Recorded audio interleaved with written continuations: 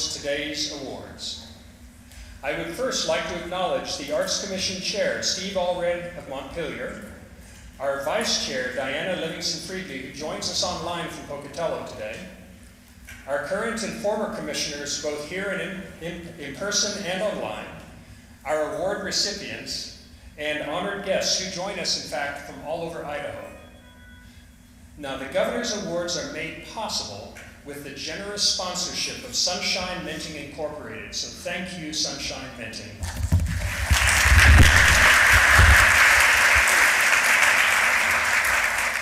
Such an event doesn't plan itself. It's the result of countless hours of work and attention to detail.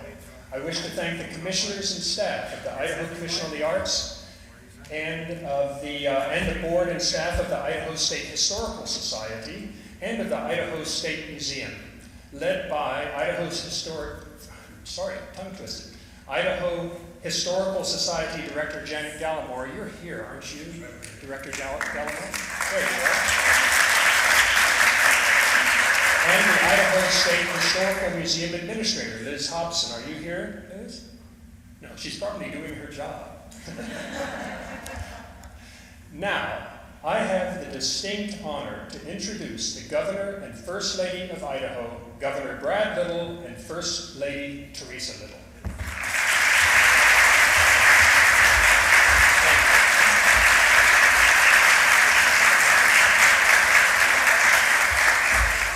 Thank you.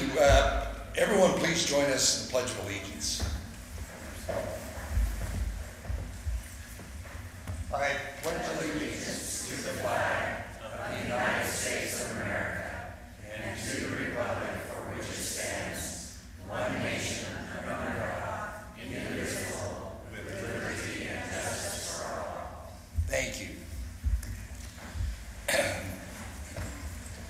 Well, good afternoon. To this year's award recipients and honored guests, both here in this historical room at this great site and those that are joining us from around the state.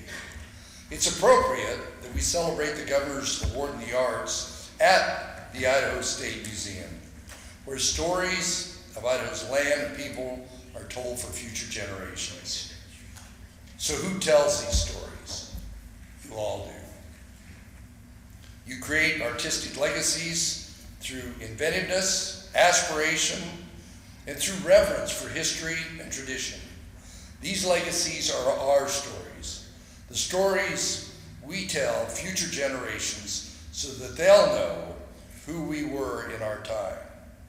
They're stories told through art, music, dancing, through theater and architecture, through films and through writing. With these stories, new generations can have faith in the future because they're grounded in traditions.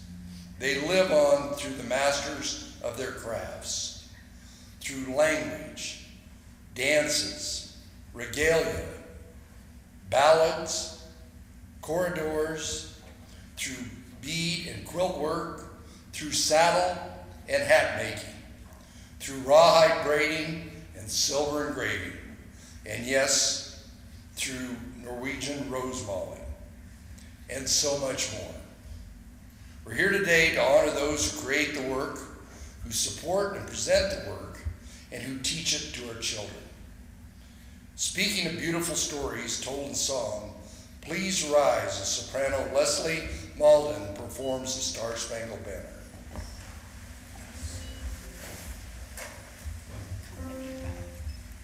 Oh, say, can you see by the dawn's early light what so proudly we hailed at the twilight's last gleaming, whose broad stripes and bright stars through the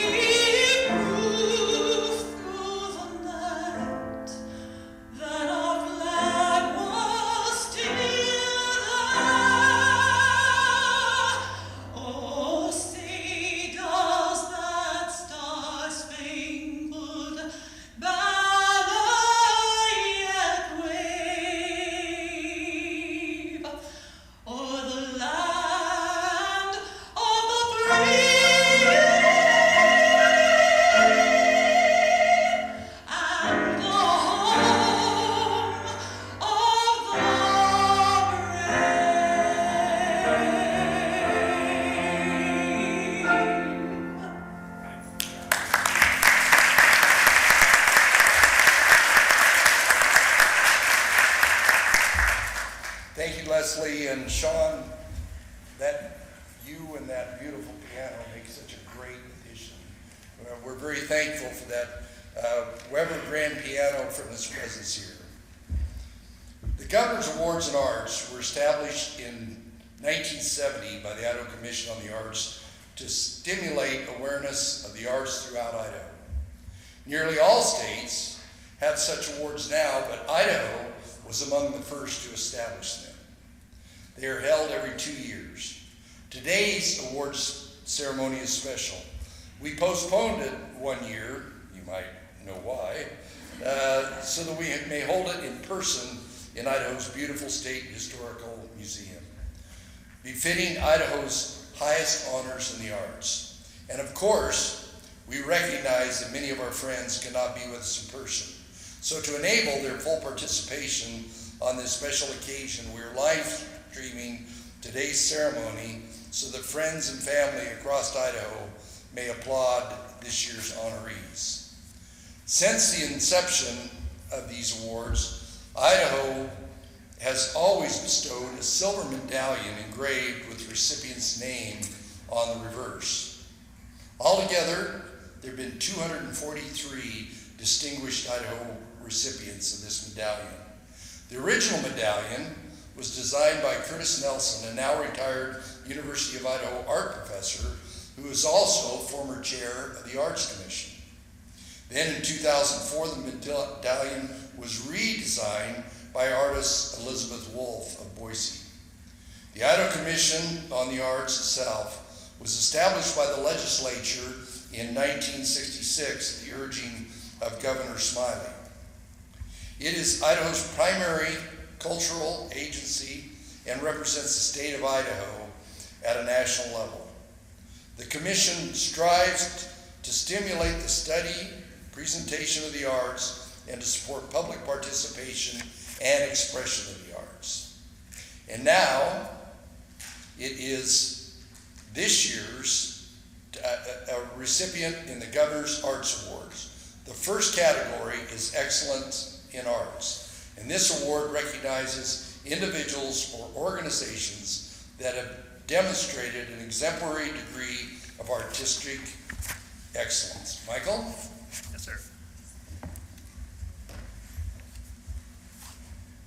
Karen Day has a 26-year career in producing and directing documentary films. With more than 17 films in her catalog, Ms. Day continues to contribute cultural value and has created a legacy of award-winning filmmaking that represents the Idaho arts on an international level. Her films have aired on NBC, PBS, and the BBC, and have been translated into 14 languages. 11 of her films have won Best Documentary Awards at international film festivals, including the Cannes Independent Film Festival in 2016.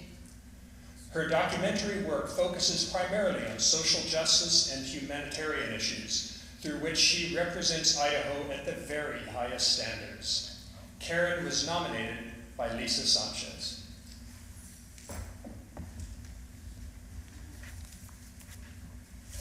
Here are some remarks from Karen's peers and admirers.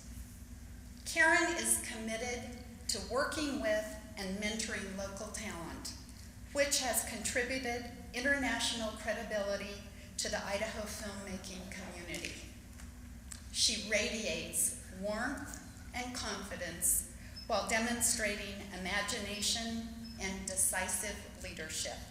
And she is a catalyst for positive change. Karen Day, will you approach the lectern and receive your award?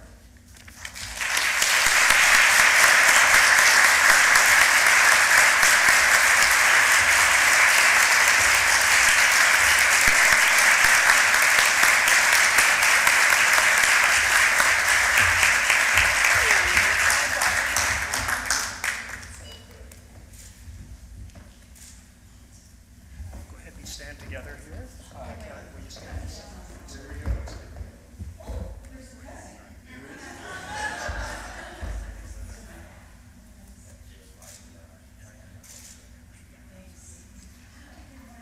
George. of jewelry. Great. It's so great to see everyone's faces. Thank you for coming. Wow, this is fancy, and I'm honored to be here. First, I'd like to thank the Arts Commission and the committee for acknowledging filmmaking as a formidable art form in Idaho. This is the first time filmmaking has won an award from the Idaho Arts Commission. And then I also want to thank our governor and first lady.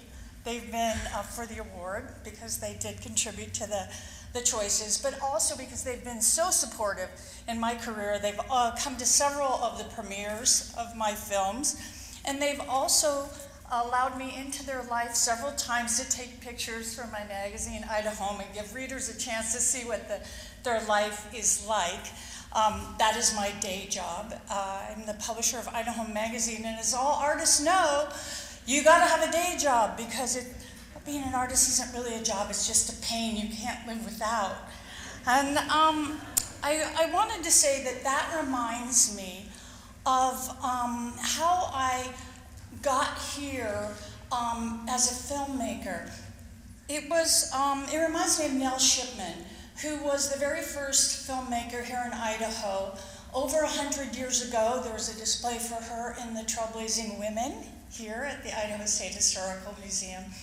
And she left Hollywood as a silent film star, came to Idaho to Priest Lake Wilderness, wrote and starred in more than 25 of her own films. She died penniless and unknown, but she left a footprint for me to follow. And today, I am one of the few, maybe the only, practicing female filmmaker in Idaho. And so I'd like to dedicate this award to Nell Shipman. There are just a couple more things I wanted to say. I had to ask myself why I'm getting this award, because art, it seems it's so wonderful. It's like everyone can do it. Every kid's an artist. Elephants can paint better than I can paint. And so I really wanted to know why. And before I became a documentary filmmaker, I was a war zone journalist. And both of these occupations have really helped me realize there's a very deep connection between risk-taking and creativity. And that's because you're constantly placing bets in the public on something that you imagine. It's like juggling invisible plates all the time to bring something from the unknown into the known, and there's a very steep chance of failure. I think it's a lot like being a leader, a politician. And so my advice often to anyone, or to politicians, or to artists is, this is not a job, this is not a hobby, and it's definitely not timid. So why do it? And in closing, I'm just going to quote one of my favorite movies, one of my favorite quotes from my favorite movies, which is A League of Their Own. And Coach Dugan was he was trying to build up his groundbreaking all-female baseball team, and he says to them, Of course it's hard. It's supposed to be hard. If it wasn't hard, everybody would do it. But it's the hard that makes it great. So thank you, and congratulations to all my other awardees.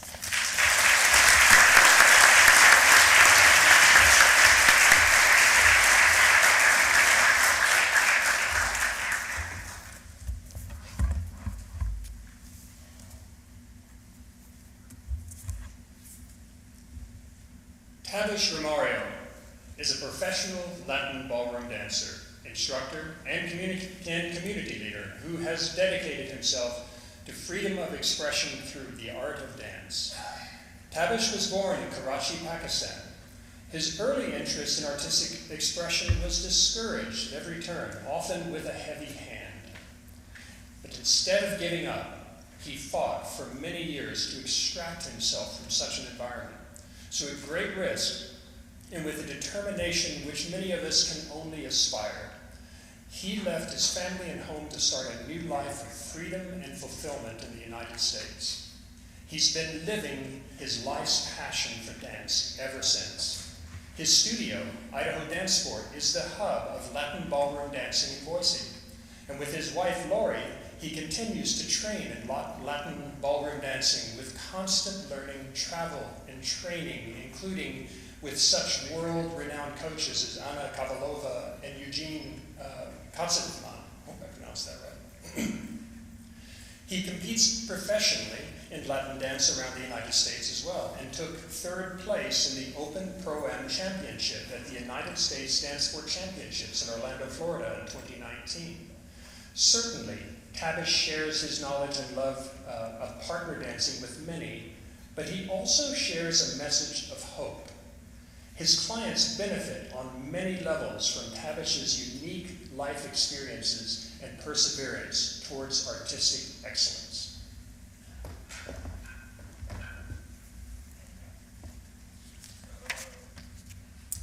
Tabish's positive energy and profound impact on those around him is revealed in some of the comments by his nominators. His positivity is infectious. He gives virtual dance lessons and life lessons every day. He keeps us together even during quarantine. His love of this art is only surpassed by his desire to encourage others. Tabish Romario, will you approach the lectern and receive your award?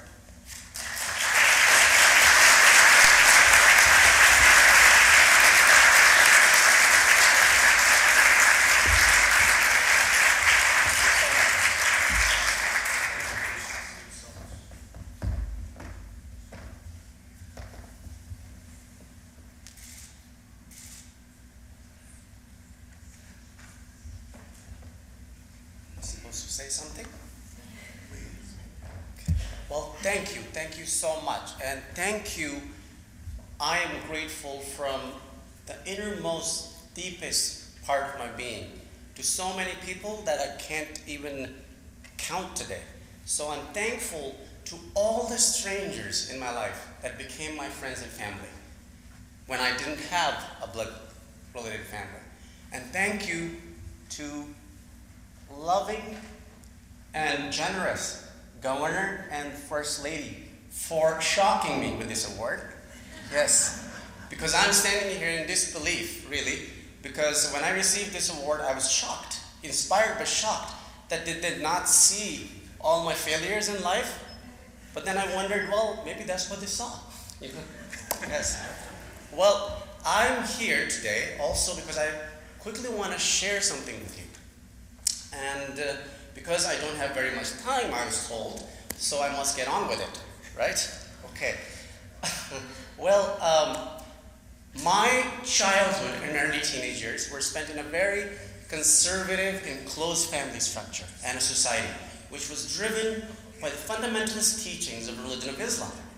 In the country where I was born, which was Pakistan, my healthy expressions of individualism often resulted in me being labeled as disobedient, odd, alien, and often evil. The religion and culture of Islam not only lacked respect for my independent ideas and thoughts, but often punished them with very violent acts against me. And those violent acts included me being beaten by my family members, by community members in the form of mobs, and even me being kidnapped and tortured. Now, some of you might say that you're sorry that it happened to me, and you wish that it did not happen to me. Now, I say to you, on the contrary, that I would not be standing here in front of you today if those events did not happen to me. Just like in the same way, a north pole of a magnet cannot exist without the south pole. A magnet is only a magnet because there is a north pole and a south pole, right? Just in that same way, life is what? Full of good. Because of the what? Bad. There is good because we only see good because there is bad. So therefore, this is a beautiful perception that I believe that frees you from a conflict in a human mind. The battle between the good and the bad. And when there is no battle, there is the silence in your mind, which is, I believe, is the freedom of the human mind Freedom from within is what I want to share with you today, is why I'm standing here today. Not freedom from other people, but from freedom from within. So I spent most of my childhood imprisoned in small spaces. But I'm standing here in this beautiful, beautiful room today with all you beautiful people. Generous, loving, kind people. How did I do it? Not because I was brave. It's not because I was courageous. It is not because I was smart or because I was persevering. No, that is not why. I was able to do it because of you. Because of all those strangers in my life who became my friends and family. Because of all that help right around the corner when I was in a dire situation. Because of you. So you're not different from me. I'm not special. I'm not unique. You are just like me. And I am just like you. We are all what? Together as one. We are so similar. We are almost the same. We're the same physical beings. You are me and I'm you. And that is a beautiful perception that gives us a compassion for another human being. For everybody around us. A natural state of compassion and love. And that is why I'm here. Because of you. Because of human beings. Okay? And I can go on and on and on, believe me. So about this thing. That's us being one together. But I must stop and say thank you very, very much, guys. And thank you for being responsible for me standing here today. All of you. And I dedicated to this thing to all of you, to the whole world, to the people, the human beings of this world. Thank you very much, and I love you.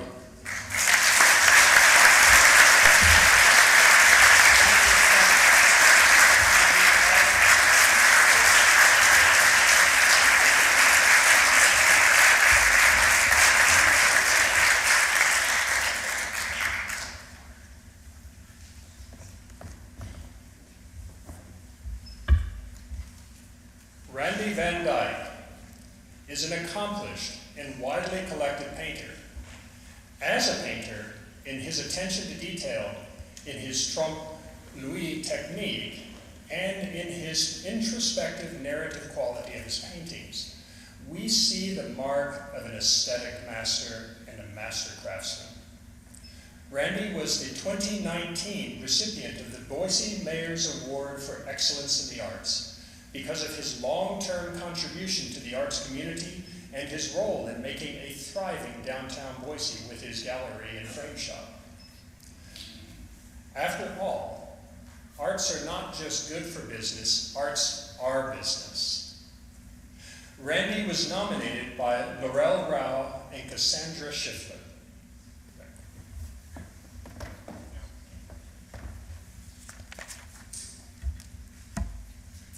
Randy's artistry is celebrated in comments from his nominators.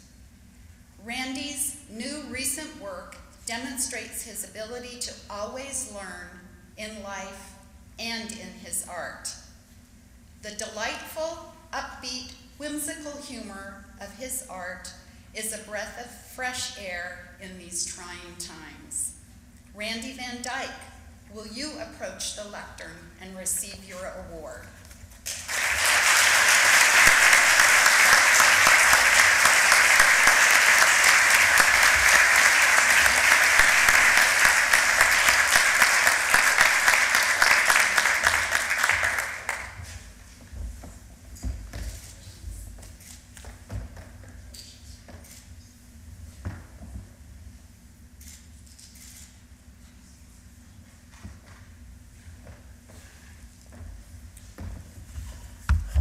Wow, this is amazing. Those are two tough speeches to follow.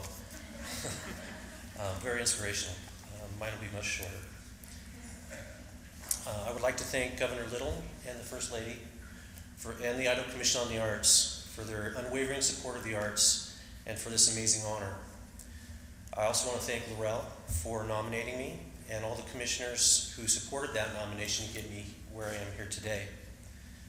Special thanks to my wife Terry for always keeping me on track and for her brutally honest critiques, which I never want to hear, but appreciate more than I would ever dare say.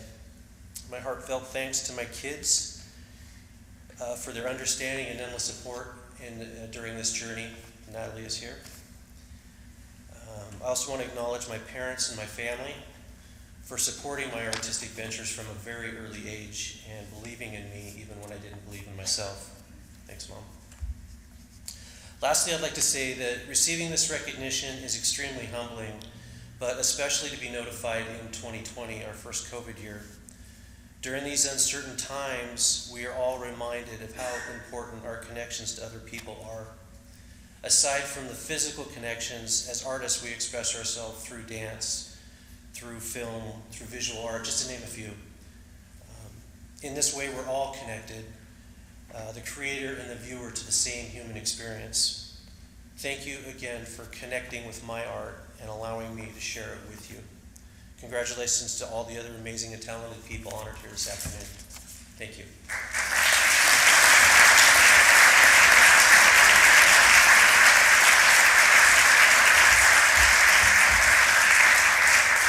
Very good. Established in 2002, the Excellence in Folk and Traditional Arts Awards recognizes master folk and traditional artists together with their traditional artistic expression and occupational practices in Idaho.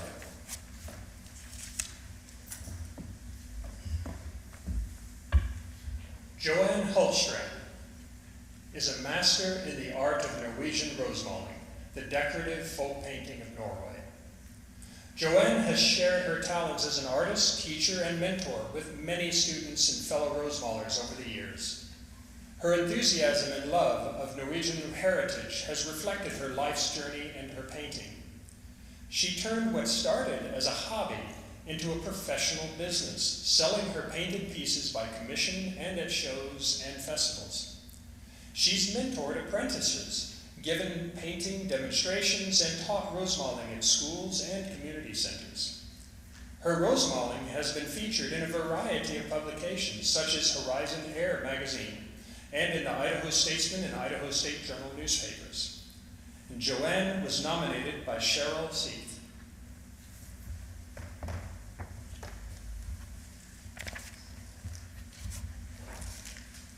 Joanne should beam at these comments from her peers. She is, I can tell she is. Joanne has her own style of painting, influenced from the Telemark region of Norway, but unique to her. Other rosemalers can see her brush strokes and design and say, "This was painted by Joanne Hultstrand." It was an honor for me to serve as an apprentice to such a master. Joanne Hultstrand, will you approach the lectern and receive your award?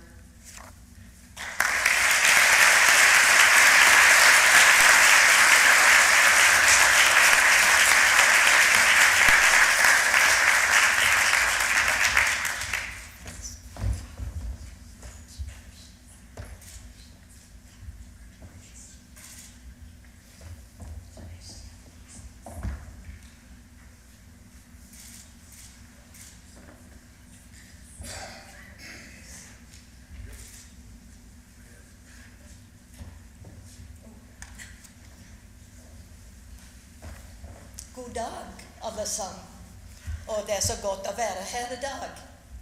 It's nice to see all of you here today. Yes, I'm very Norwegian, and I do speak it, but I will speak English today. I just am extremely honored and humbled to receive this award.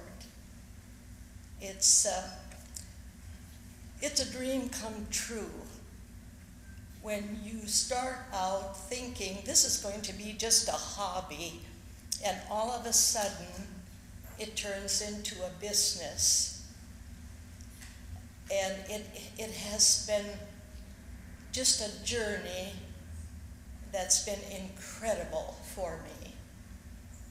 And it's such a pleasure to meet the governor and Brad Little and his wife Teresa, and to receive this honor. I want to say a little bit about the Commission of the Arts for those of you that are familiar with it or are not familiar. It is just one of the greatest things that has happened here, I believe, in Idaho. And you need to visit them, to talk to them, to understand what's really going on and what you can do, whether it's dancing or painting or other things that are done, filmmaking. It's incredible. And I would like to really thank, and I want to thank Cheryl for nominating me, and Stephen Hatcher. My goodness, there was never a time that I would call and need some advice, and he was always there for me. And he pursued my work, just keep going, travel throughout Idaho, which we did. That way you can learn from other parts of the state, and whether you're Norwegian or not, it doesn't matter.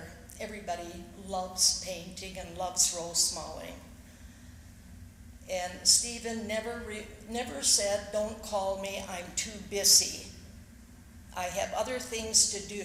No, I want to talk to you. I want to express things for you.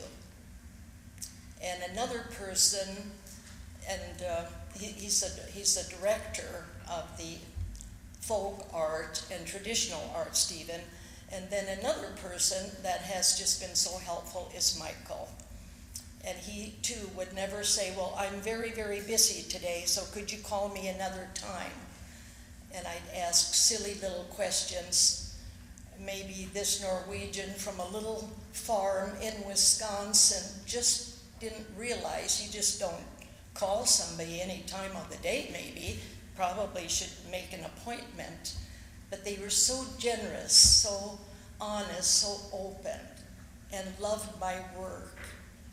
And it has just been one of the greatest pleasures in my life. I'm so happy to see all of you here today. Så ha god dag. Tack.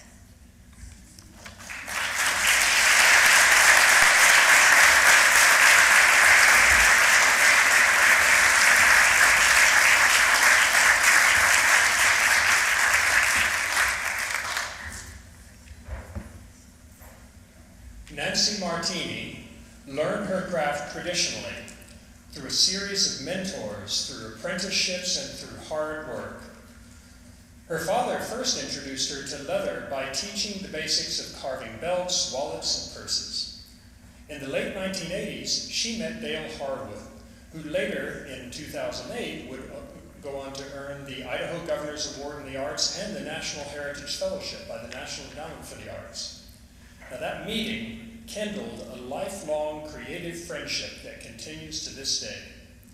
Nancy's dedication to her craft earned her a scholarship from the prestigious Traditional Cowboy Arts Association and allowed her to study with Idaho's Carrie Schwartz and the legendary Don King of Wyoming.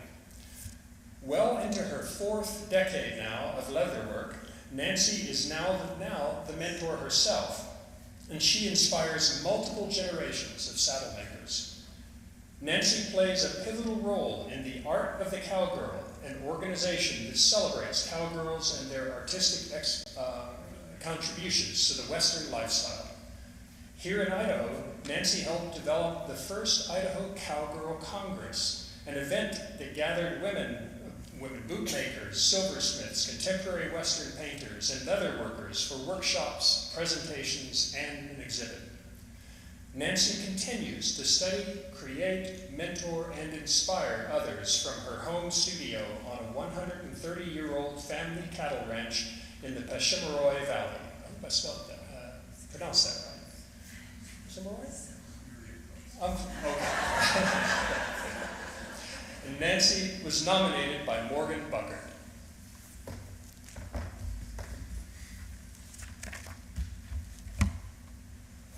respect and admiration of Nancy's peers is evident in their comments. Her clientele is comprised of almost entirely working ranch hands and cowboys, which is a testament to her abilities to satisfy a very discriminating demographic. I know firsthand the accomplishments of Nancy as a mother and wife and as an inspiration to many. She is a cowgirl's cowgirl. Nancy Martini couldn't be here today to receive her award, but we know she is watching. Nancy, we congratulate you for your achievement.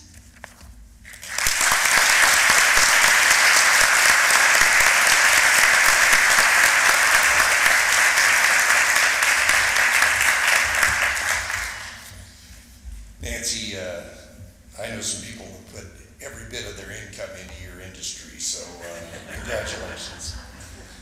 Since 1990, the award for support of arts education has recognized educators for their efforts to strengthen arts education in Idaho schools. The award is based on advocacy and commitment to arts education, together with the nominee's overall effect on this important aspect of education in Idaho.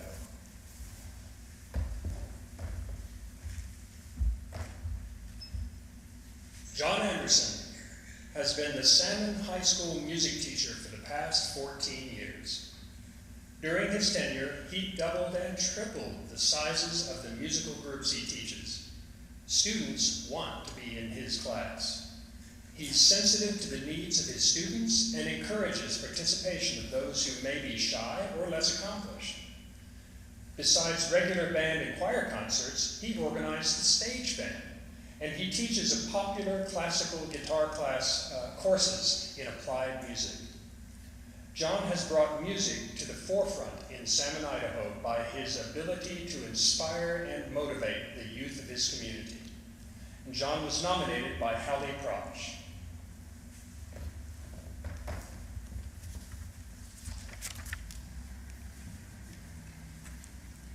John has made an immense difference in his students' lives.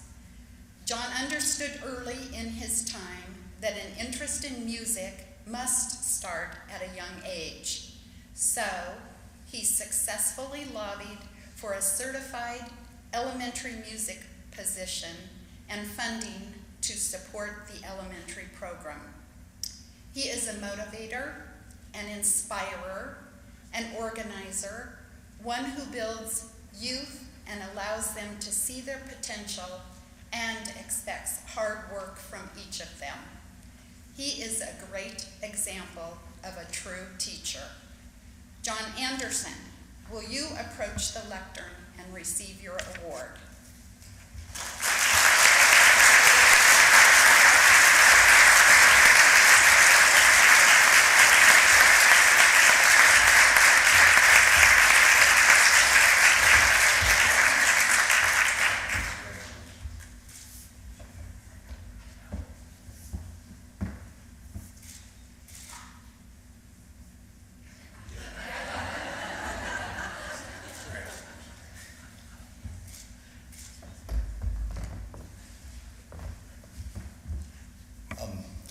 I'm suffering a little bit of imposter syndrome.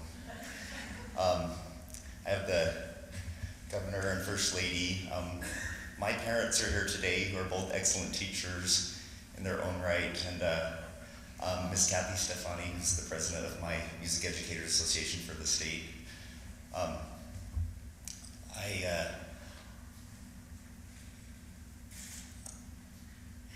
love that I get to represent small town music education. And today I just wanted to really share three things I would tell myself if I were a new teacher and heading out into small town schools. Number one, I learned from Mark Sear over at Sugar Salem High School, my very first activity that I went to. He told me, you don't have to be great at everything, you just need to stay. And And that is so true. Our students out in small town Idaho are just they're so calloused, and they've had a million principals, and they definitely have had a million music teachers. And it takes 5 or 6 years to build trust to them, and they have to be confident that we will stay for them. So staying definitely is my number one thing that I would tell someone. Number 2 is to be adequate. Billy Joel, Sir William Joel, he's famous for saying he was an inept piano player and a barely adequate songwriter. And if Billy Joel's just barely adequate, what am I? Our students, what I learned in college, definitely my students did not see that as making, like, my fulfilling their needs when I got there. I know all this music history, all this theory, and I was ready with all the literature they could ever want. And I found out pretty soon it felt pretty flat with them. And I have been working ever since on being adequate to fulfill their needs, and putting on concerts that fill their needs, and making sure they have all the things that they need to succeed. So being adequate, number 2. Number 3 is finding the magic where we live. I'd argue that's easy for me in Salmon, Idaho. We are definitely a pretty magic place. I have Hallie Prox, who nominated me, and she is one of so many great music teachers and people who inspire our students, and has had music going strong in the Valley. I feel like it was really fertile ground for a teacher to come into. And then our Salmon Arts Council, who is funded by the Idaho Commission for the Arts, they have worked so desperately hard to get good groups, and they've been in with me on asking what kind of groups do I want to bring into my classroom. And then I bring these world-class artists into the class, and my students pepper them with questions, and there's so many great opportunities that I could not give my students that come through our Idaho Commission on the Arts. Lastly, just finding the magic of the place. We're the birthplace of Sacagawea. We have so many great festivals and celebrations, and I try, while maintaining my own sanity, I try and make sure my students are involved in all of those, and making sure that we're taking part in building the magic of community in place. So I want to thank everybody who really, and I'm just so humbled to be here among and rub shoulders with you. Thank you so much.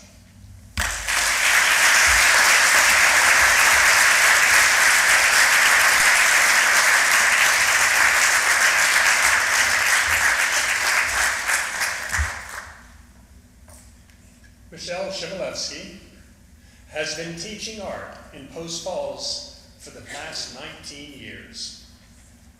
She's known as an outstanding teacher, both in the classroom and through the Idaho Digital Learning Alliance. She's the past president of the Idaho Art Education Association and the current vice president of the Pacific region for the National Art Education Association. Michelle has built strong partnerships with colleges and universities throughout the state to provide credit to teacher participants and to promote post-secondary programs and build collaborative opportunities for the art educators at all levels of education. She's been recognized as the High School Teacher of the Year by the Post Falls School District and Secondary Art Teacher of the Year by the Idaho Art Education Association. And she has worked with the State Department of Education on committees to refine and revise teacher certification standards for visual art teachers. And she was nominated by Camille Johnson.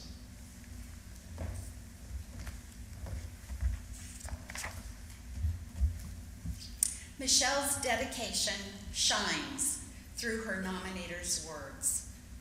Her students are engaged and appreciate her high level of knowledge in art design and technique. Her lessons are interesting, engaging, and she encourages her students to use their resources and explore their own creativity. Michelle is one of the most incredible women I have ever met. Her personal motto is, "Proceed until apprehended."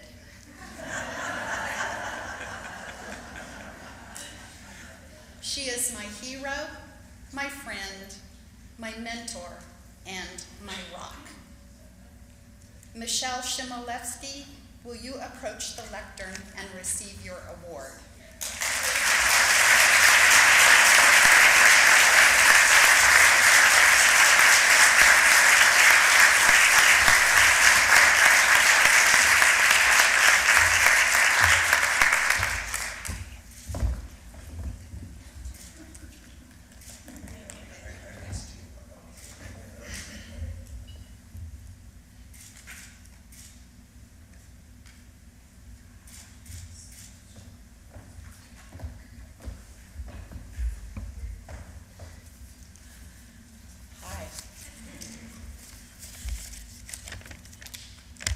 I am truly blessed to be recognized to receive this Governor's Award in the support of arts education. Swallowing. The arts are essential to our community and our humanity. It was my goal as an Idaho art educator leader to reach and bring solid professional development and resources to as many educators as possible in our lovely state. I now continue this support as the Pacific Region Leader in Art Education. Our arts educators are passionate about what they do and what they teach, but many times they find themselves in the back seat and are flying solo in their schools and their communities. But yet they continue to do their best to keep their arts passion alive and share an incredibly strong vision of creative art curriculums and programs.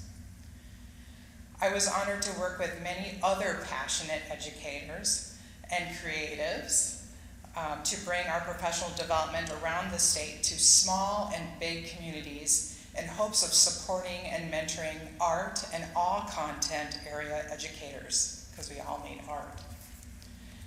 It's undeniable that creativity is a driving force behind any successful person and needs to be nurtured in our students through the arts. Arts education has always taught the important tools of critical thinking, problem solving, and creativity. These endeavors are the most essential and important skills people need to help their communities succeed and their professions excel. I am very honored to be recognized for my passion to serve and support our arts educators in this beautiful state. Thank you so much.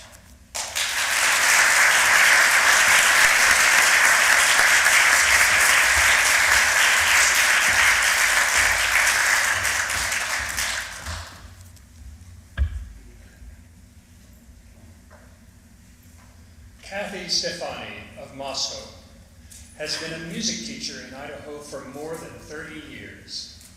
She has worked mostly in rural schools and always strives to build positive connections with her students and her community. She's the past president of the Idaho Music Education Association and has advocated for music education in Idaho by connecting with music educators across the state, by presenting at the Idaho Music Educators Association in-services, and by working with the State Department of Education on development of academic standards. Kathy began a statewide mentorship program for new music teachers to help communities recruit, retain, and maintain high-quality music education programs throughout the state. She's an individual who works tirelessly for her students and other educators to ensure all students have a well-rounded education in the state of Idaho. She was nominated by Robert Wicks.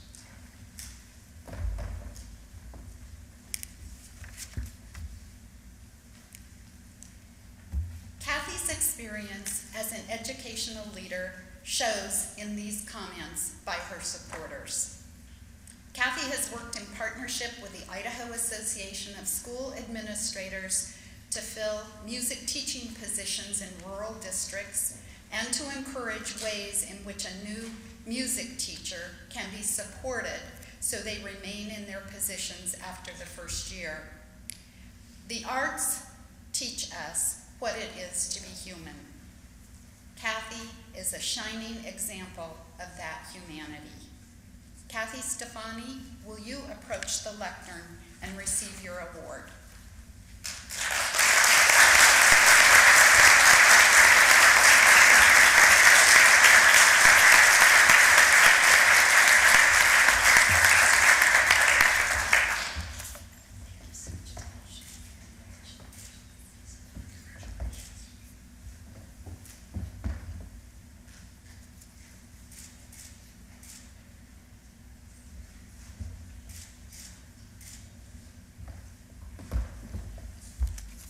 Good afternoon.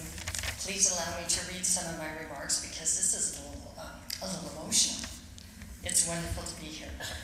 Governor and Mrs. Little, members of the Idaho Commission on the Arts, Mr. Faison, fellow award recipients and distinguished guests, thank you sincerely for this tremendous honor.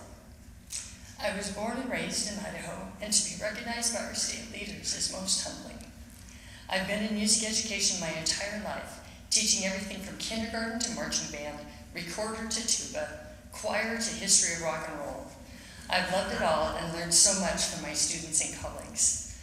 I believe that all Idaho schools deserve a strong music program, not so that students will become musicians or music educators, although they might, but because they need to interact with an art that picks up where words leave off, to experience excellence with their peers, not just on the ball field, and to learn perseverance and a work ethic.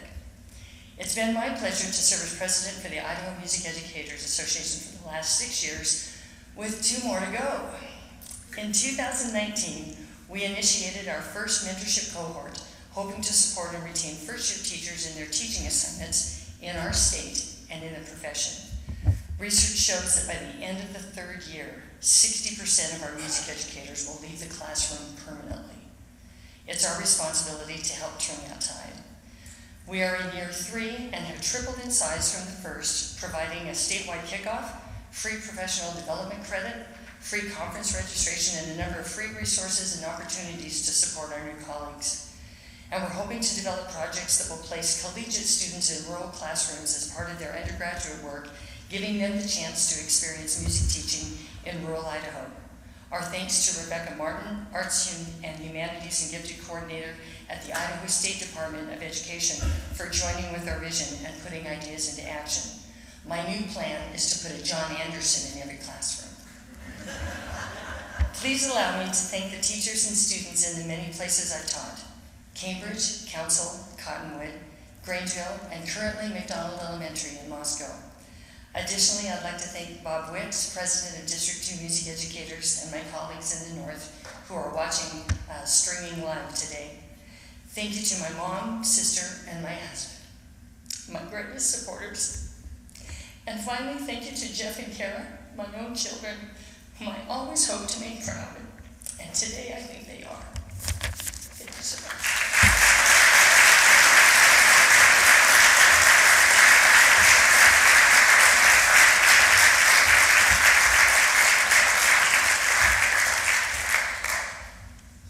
Support of the arts is one of 2 categories, along with excellence in the arts, that made up the first Governor's Awards in 1970.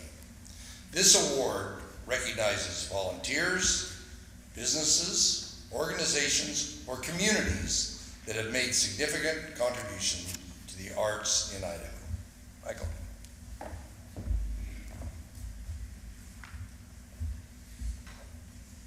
Gary Eller was born and raised in West Virginia and had deep roots in the traditions of Appalachia.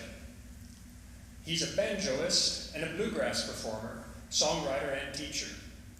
He brought his love for history, tradition, music, and stories to Idaho in 2005 when he began to search out the songs and stories of the people who built this great state.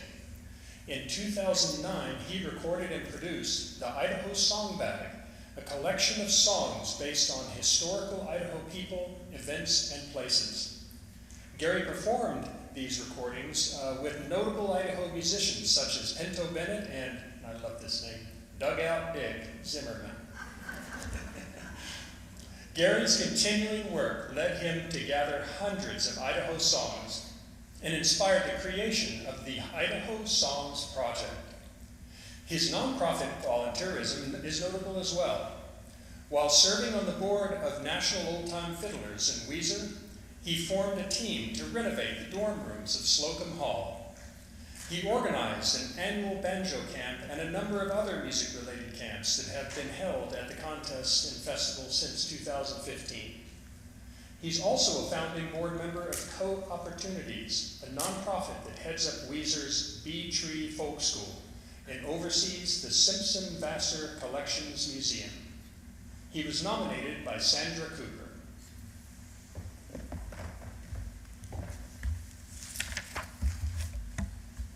Gary elicits universal praise for his dedication.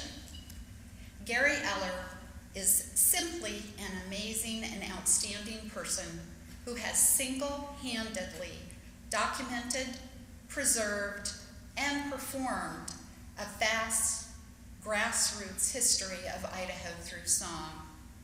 He is an ego-free goodwill ambassador for the forgotten music of Idaho's past and a modern-day musical innovator, composer, and musician.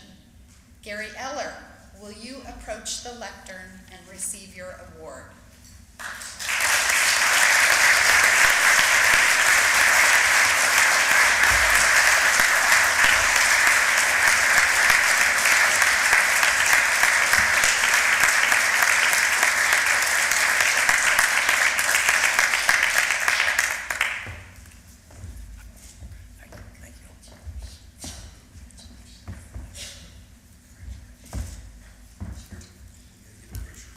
Oh, we do. No speeches until you get your picture.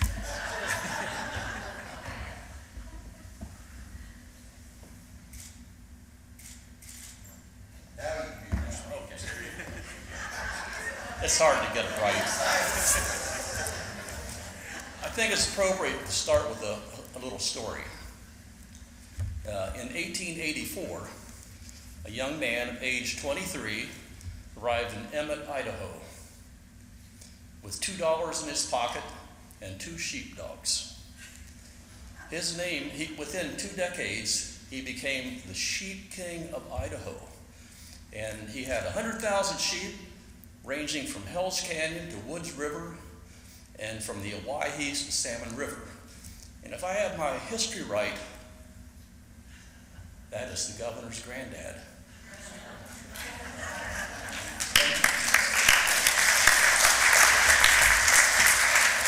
And you can still see the ranch house on Frozen Dog Road in Emmett. So I have a passion for collecting songs, poems, and stories about people just like that. And that they provide that art, that traditional art that they created, provides a bottoms-up look of history from the common man's perspective. And I assure you, it's a different view of history from an academician looking down. So I should, first of all, acknowledge the songsters and poets of early Idaho. So with deep appreciation, I accept this award on behalf of many people from all over Idaho, one end to the other. I've been in every library and museum in this state, and there are hundreds of them. They were essential to the work in the Idaho Songs Project, and with the National Old Time Fiddle Contest and Festival in Weiser, which you should go check out sometime if you've never been to it. I can't name everybody here, but I'm going to call out a few people here that I should acknowledge, and most of them are here. Rick Ardinger of the Idaho Humanities Council got me started in the arts here in Idaho. Thank you, Rick. And he was the push for the Idaho Songbag Project. I just helped put it together. Sandy and Dennis Cooper of the National Old Time Fiddle Contest. I love you dearly. Stephen Hatcher. Where are you, Stephen? There he is, yeah. Of the Commission on the Arts, Director of the Traditional Arts Program. Cheryl A. Stryker, Head of Special Collections at Boise State University. I can't do this without fantastic staff like that. State Historical Society Archives.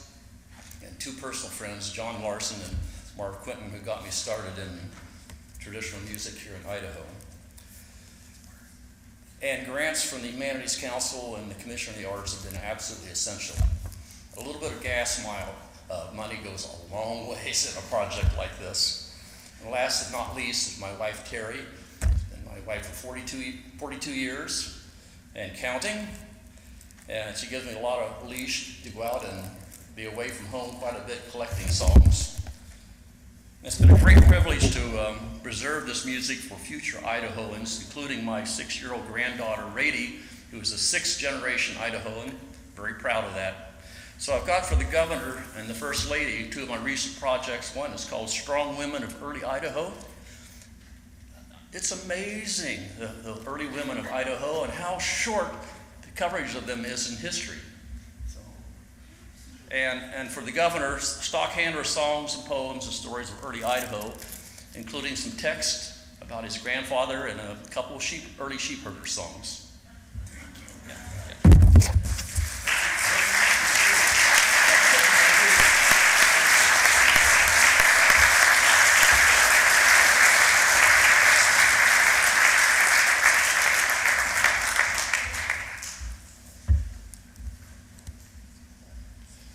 Nikki Halverson of Twin Falls is a dedicated volunteer and enthusiastic supporter of both the visual and performing arts.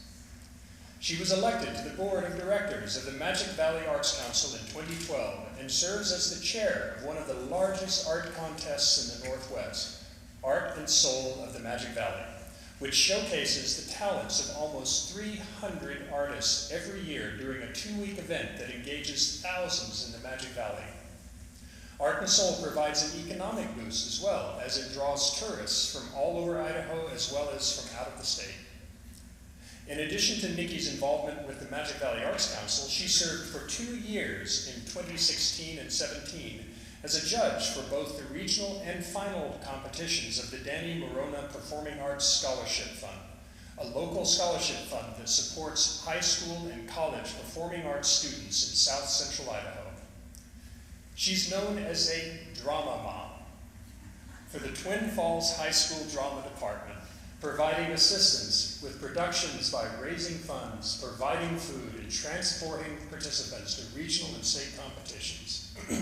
And she's an avid collector of local art and has supported the Arts on Tour program of the College of Southern Idaho for more than a decade. And I'd like to add that when in the few hours that Nikki isn't engaged in her passion for the arts, Dr. Halverson, MD, is a family physician at St. Luke's Twin Falls and has served as a physician consultant for at least a decade for South Central Public Health District. Nikki was nominated by Caroline White.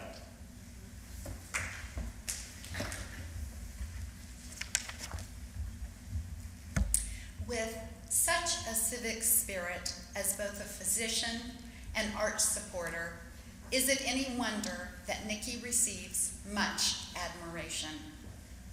She has a way of making people realize how literally vacuous life would be without art, and she has the ability to convey these thoughts with a personality that is genuinely uplifting, that a listener can't help but feel inspired.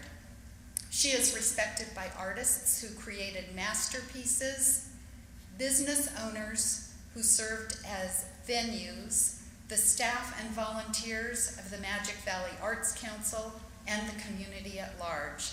Nikki Halverson, will you approach the lectern and receive your award?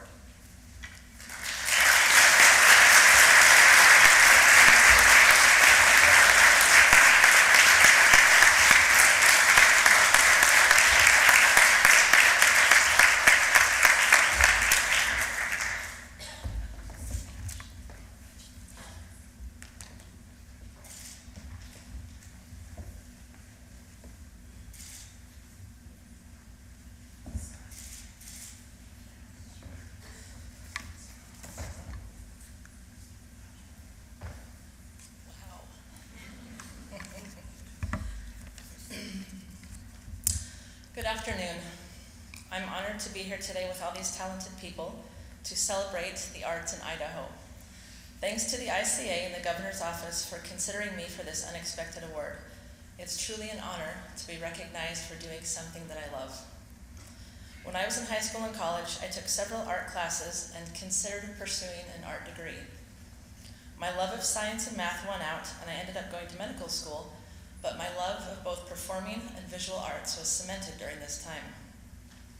I was the only high school student I knew that had season tickets to the opera, and I frequently volunteered for the symphony just so I could get in for free. I have been volunteering with the Magic Valley Arts Council for many years and served as the vice president of the board of directors for a time. I'm currently serving my 9th year as chairman of Art and Soul of the Magic Valley. Art and Soul is the largest public voting art event in the western U.S. with over 300 artists participating on an annual basis. We have entries from all over the world and love to show off the Magic Valley during this event. This past season, we gave away over $40,000, which makes me feel really great about doing what I do. The arts culture in Twin Falls is vibrant and growing each year. A strong arts culture attracts businesses who are looking to relocate and expand and can contribute to the overall economic prosperity of a community, as we all know.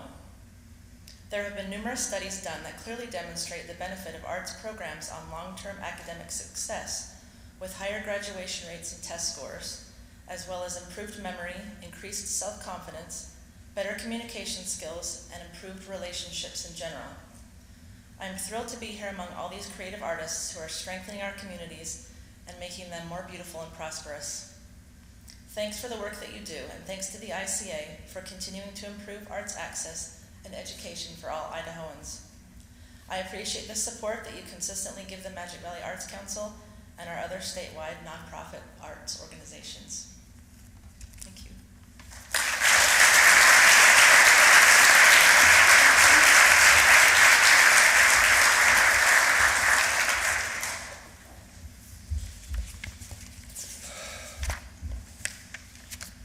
Excellence in Arts Administration was initiated as a category in 1998.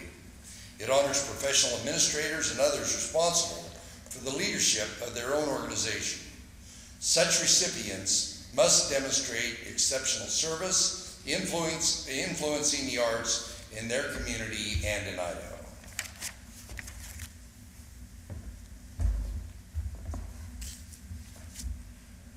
Under Mark Junkert's leadership for the past 13 years, Opera Idaho thrives, reaching communities across Idaho.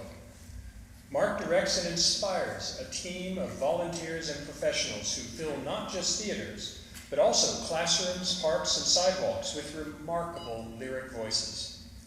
Outside of Idaho, opera can have a reputation for being, shall we say, snooty, but not here. And Mark may take no small credit for that. He's a feeder of souls who through his work spreads joy, humor, and inspiration. Clear, too, is his commitment that Opera Idaho is not just for those who grew up with opera. It's for school children. It's for young adults and farmers. It's for people like Cecilia Violeta Lopez, who grew up in Rupert in a hard-working family of farm workers and who now has a thriving career as an opera singer on the world stage. With Mark's mentoring, she now sings leading roles in operas in Idaho, across the country, and internationally. Mark was nominated by Lynn Mattison and Christopher H. Myers.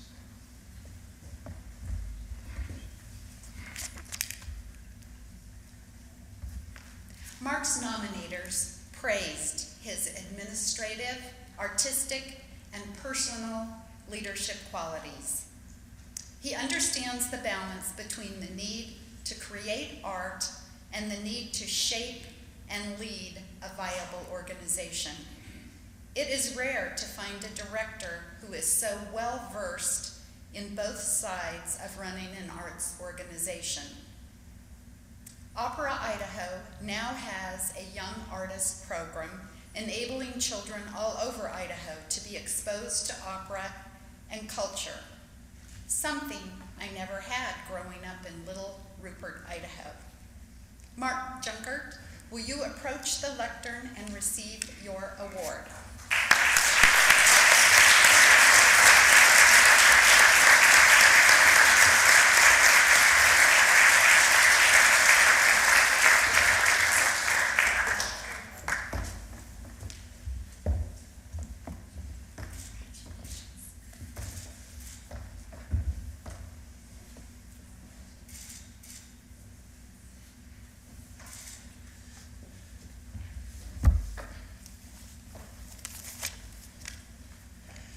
to thank Governor Little, First Lady Little, and the Idaho Commission on the Arts for having this in the first place and for having me up here. I've worked 40 years in arts administration, and first in choral music, then in opera. The longest place I've been anywhere is here, 13 and a half years, and I think it's the most successful part of my career. I mean, those 13 and a half years, the job has been made a lot easier because we've had very supportive boards of directors. And 4 really good presidents in that time: Marshall Garrett, Chris Huntley, Marshall Garrett again, followed by Andrew Ozarek, and now Leslie Garrett. And that has really been helpful to Opera Idaho to have such good leadership. We have a great staff, capable, talented, and also long tenured, which also helps in the arts world. I want to thank our patrons, our artists, because our artists are represented by Cecilia back there, whose performance at such a high level. All our artists keep audiences growing for us, and that's been great to see. We've grown audience, funding, budget size. We're 3 times the size we were in budget from when I came here. I want to thank also my partner Kathy Engel, who's back there, because well, it's been terribly fun for me to watch all this. She's had to watch me, and that may not have always been fun. Long hours, etc., etc. I do also want to thank my mother. She's not with us anymore, but it's kind of her fault. She, at about age 8 or 9 for me, she, one of 2 things. She always claimed that she thought I was playing too much baseball, so she needed to balance my life with music. But I think that she actually watched me play baseball and realized I would not make my dream of actually playing Major League Baseball. So she formed a boys' chorus. And so she was the first arts administrator in the family. And while I did work for 2 years for the Minnesota Vikings, between ages 18 and 20, the last 50 years have been spent in the music part. So I guess she won that battle. As a general director, I get to be both executive director and artistic director, so I get doubly rewarded, I think. Pretty much every day I touch each world, and that's very gratifying. I enjoy the tension between the 2 worlds, kind of, and I occasionally find the 2 sides in disagreement, so I get to argue with myself, and I always win. Thank you.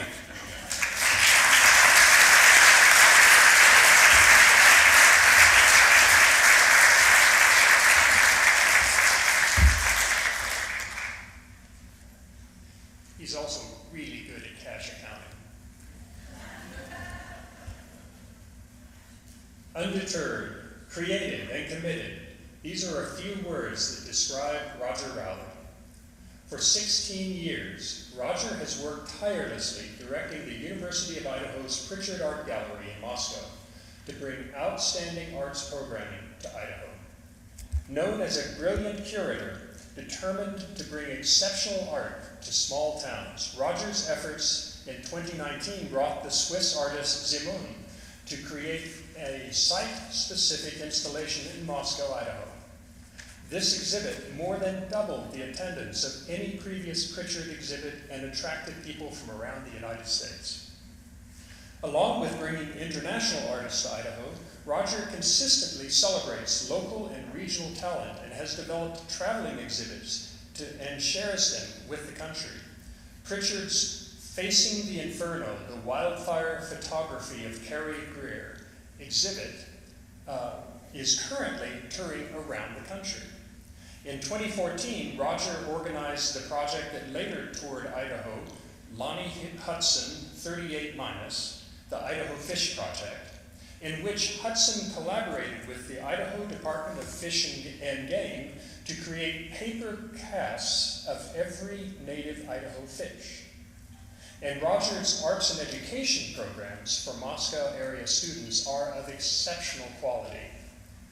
Since his award announcement, Roger is also working with the University of Idaho and many dedicated volunteers to incorporate the Pritchard Art Gallery as an independent arts institution.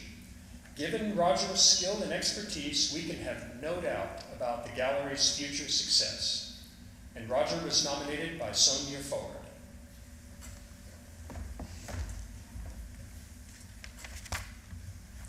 Roger's exemplary skill is evident from his nominators' comments. He won the Latah Historical Society Award for the Pritchard Gallery building renovation. Roger is an ardent advocate for artists and the visual arts. He is a respected arts administrator and committed museum and gallery professional. Roger Rowley, will you approach the lectern and receive your award?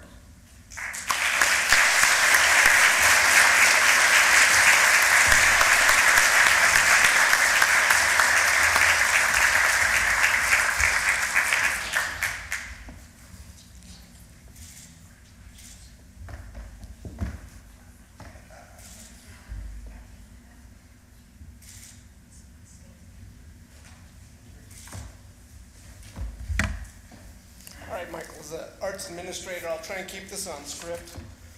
But you know,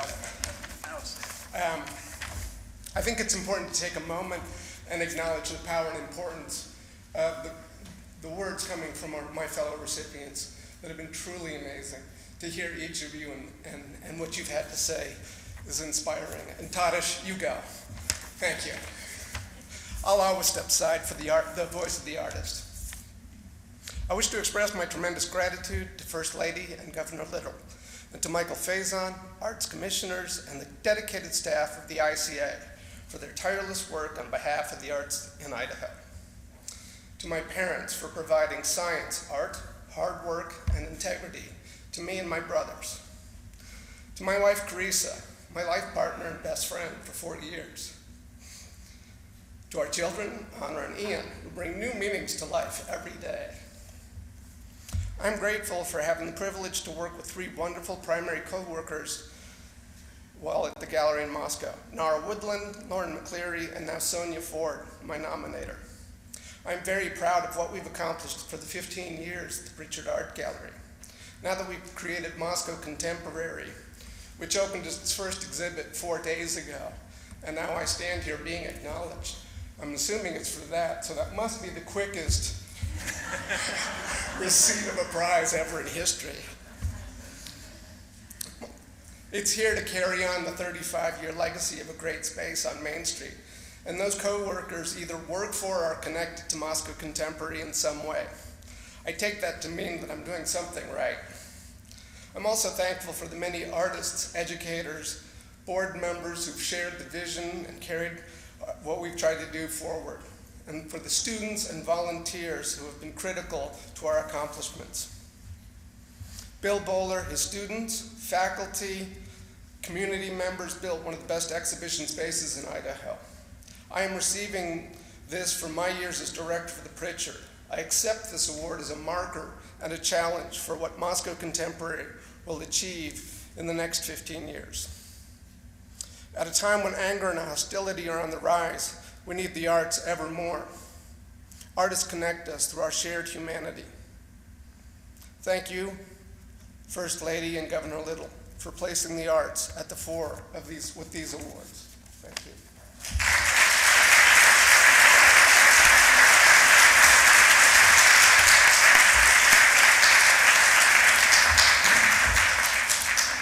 Innovation in the arts is a new category of recognition. Artists are both traditional bearers and also innovators. Those who support the arts may be innovators too. Throughout the current pandemic, we have seen many selfless acts by countless caring individuals who commit themselves to the service of others. The First Lady and I have been deeply moved by the many altruistic actions and innovative solutions by dedicated Idahoans who rise to the occasion. Today, this award celebrates one such caring and creative individual.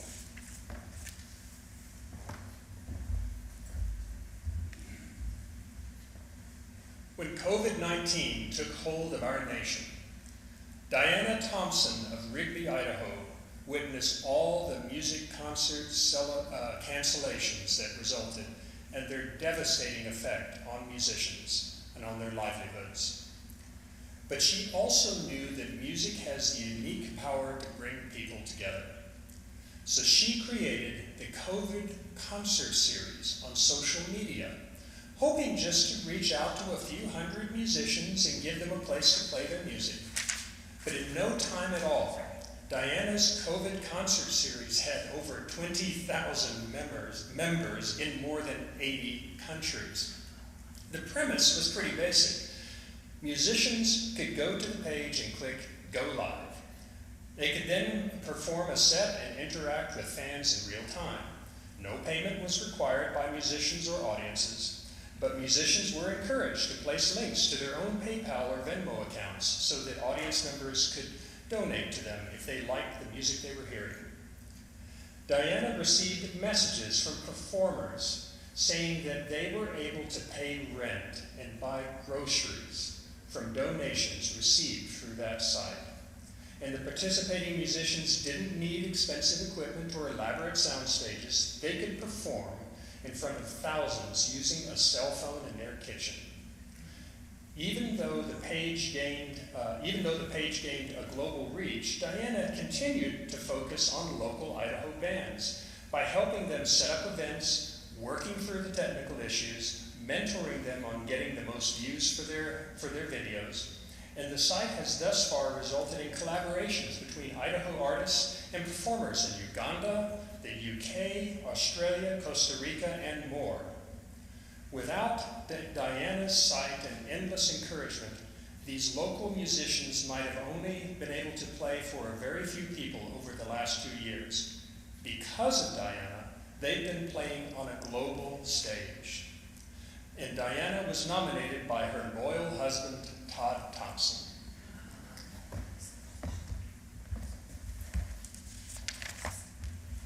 This level of service to others certainly merits the accolades Diana has received. Music brings us together. It helps us to endure difficulties.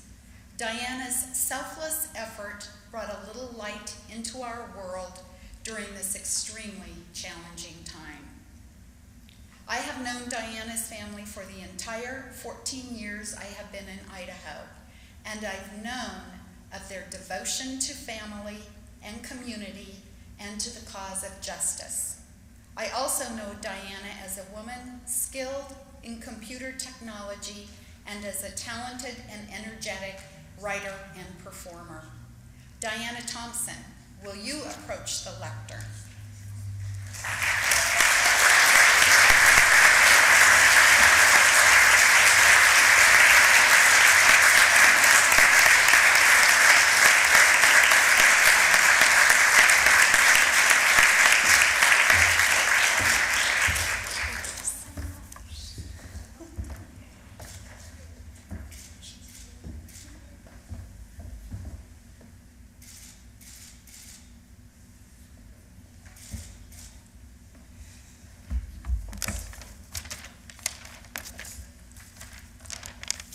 Despite all of that, I'm actually not a great public speaker, so.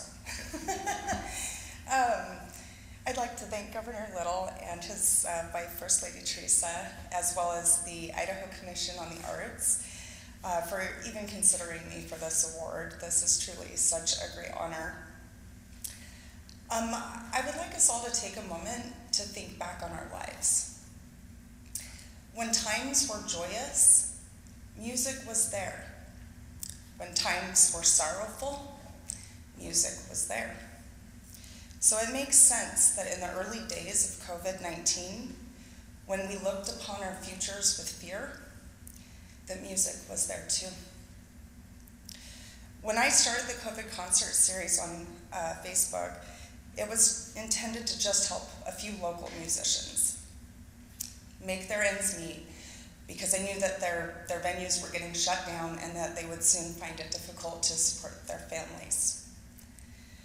But the whole world answered that call, and musicians from all corners picked up their instruments and lifted their voices to comfort us. I was not expecting a response that big, It spanned the globe over and touched thousands of hearts. The response was so overwhelming. And much to my relief, some really great people sitting over there. Jason, Robin, Tyson, Ireland, Todd, and the countless musicians and fans that all jumped in to help without any hesitation. I owe them my deepest gratitude. So here we are, nearly 2 years later. We are still uncertain of what this new future holds for us. But I take great comfort in knowing that music, it'll play on for all of us. Thank you.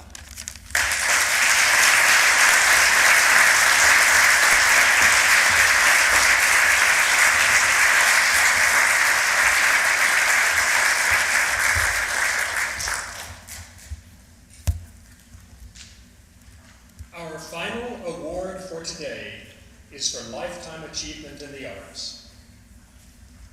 To date, 13 Idahoans have been so honored. The award recognizes individuals whose contributions to the arts are of lifelong significance and benefit to Idaho. Today's Lifetime Achievement Award goes to Kay Hardy.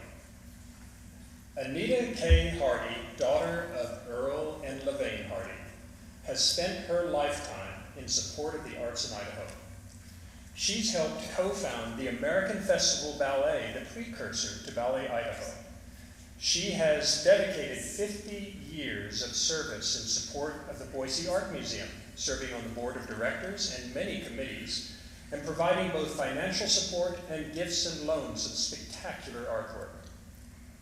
Kay also has served on the boards of many more nonprofit cultural institutions, including the Boise Baroque Chamber Orchestra, Opera Idaho, Sun Valley Museum of Art, and numerous national arts organizations.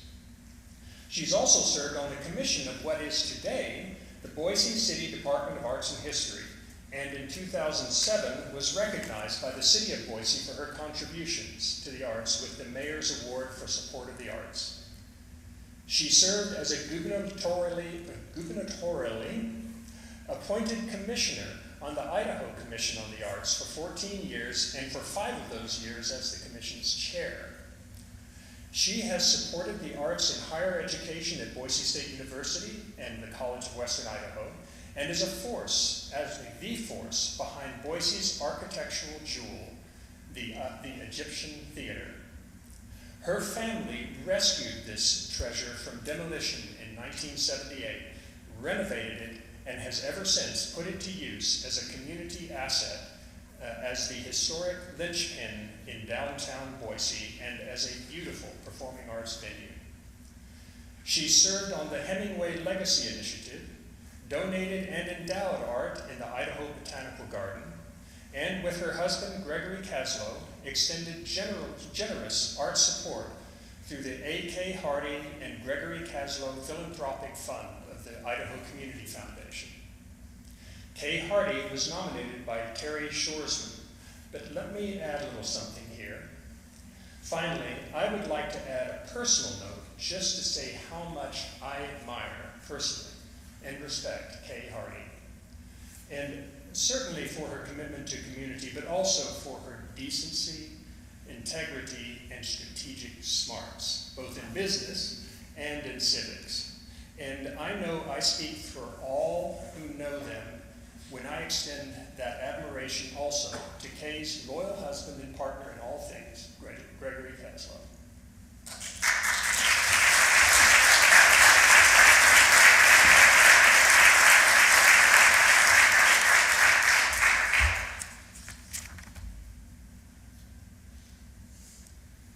Kay's inspirational commitment is widely known and respected. I have known Kay to be an extraordinary individual, compassionate, generous, creative, witty, and scary smart. Kay has played a significant role in advancing the mission of the Boise Art Museum.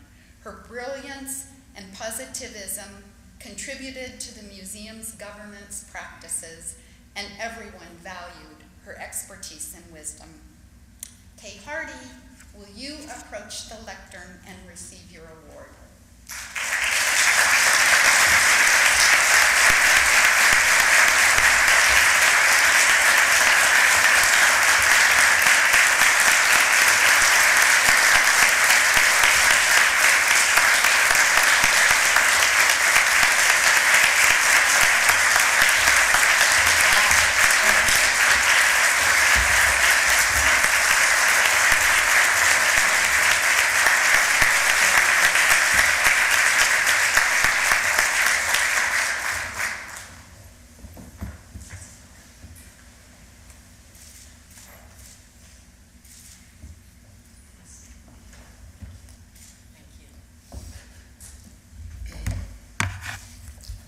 So, thank you for the honor, Governor and First Lady Little.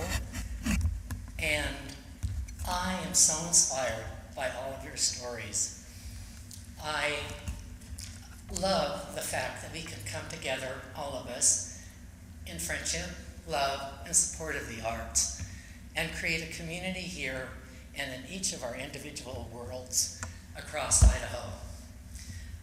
My own story began when I was quite young, and I was ill and missed a lot of school, and my parents, Earl Hardy and my mother Levane, gave me a paint box, and I began watercolor painting, and they gave me my first art book, which was a treasure to me. And so while I was ill, I read that art book and I painted, and my world in the arts began. I found a world to which I belonged. I belong as a citizen, of Idaho and the country and the world, but my inner life became magic to me. And to this day, when I listen to a great piece of music, or when I read a poem, or when I see a great painting, I am that child again in awe of everything in the universe created by humanity. So I am so grateful to be a part of the world of art and to be a part of this community. I probably won't say a lot because I have served for 50 years, and in 50 years of service in my love of the arts, I feel like I've pretty much said everything that there is to say. But I'd like to share a quote from the Smithsonian Art Museum, because I think it's so important, that we celebrate the local and that we also see the greater world and everything that we're doing as we practice democracy and community together. So art begins in the heart, and it is never complete. It imparts wisdom. Art defies ignorance, and it inspires wonder. It grounds us on earth while carrying us far beyond ourselves. It unites us in the grand tragedy, comedy, and drama of which we all play a part. So I am, again, grateful to be a part of that world of art, and also just to be able to touch so many inspirational people and creative minds. So I would like to thank, again, the governor. I'd like to thank Michael Faison, with whom I worked for 14 years, 5 years as chair, and I'd like to thank him for his very generous and gracious comments. I'd also like to thank Terry Shoresman, who nominated me for this award, and I'd like to thank Gregory, pay attention, Gregory. Right. I'd like to thank my loving and supportive husband, Gregory Caslow. Thank you, dear. And I'd also like to thank my parents for their gifts to me. And I'd like to thank my Aunt Carlene, who is with me today, and my family members, Eric and Daniel Harker, and all of my extended family, my friends and supporters who are with me today, and I'd like to thank all of you, and I'd like to thank all of your friends and supporters for keeping arts alive in Idaho. Thank you so much.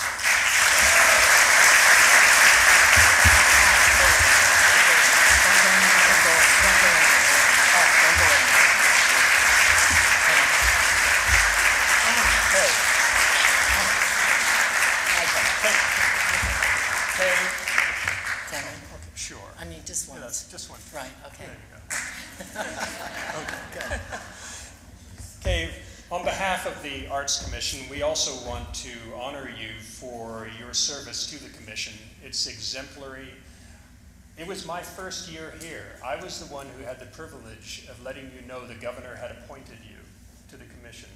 And you were a wonderful commissioner, wonderful chair. No wonder you served well, but the city and why Terry Shoresman thinks so highly of you too. So thank you again, Kay, for all of your service to the arts in Idaho. Thank you.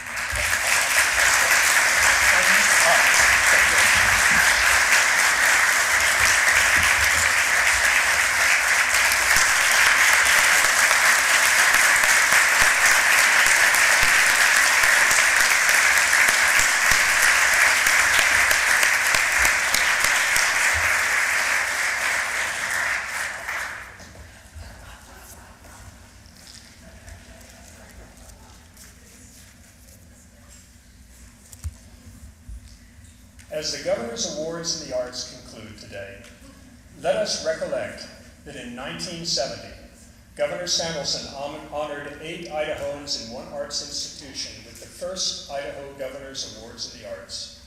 Today, Governor and First Lady Little honored 14 Idahoans who have made our lives richer by creating, supporting, teaching, facilitating, and championing works of beauty and meaning. Work that tells the stories of who we are as a people. I want to offer thanks to our sponsor, Sunshine Minting, to the Idaho Commission on the Arts Chair, Steve Allred, our open captioner, Andrea Wecker of IdaCaption LLC, our audio and visual production manager, CP Audio, our photographer, Arlie Summer, and today's musicians, Leslie Malden and Sean Rogers. Thank you to our award recipients for your inspiring commitments to creativity and for making sure that Idahoans all have access to that creativity, our shared legacy. And finally, I know I speak for everyone here when I thank Governor and First Lady Little for carrying on our Idaho traditions, applauding those who tell Idaho's stories, and supporting the artistic vitality of Idaho now and for the future. The Governor's Awards in the Arts are now concluded, and thank you for joining us today. Good afternoon.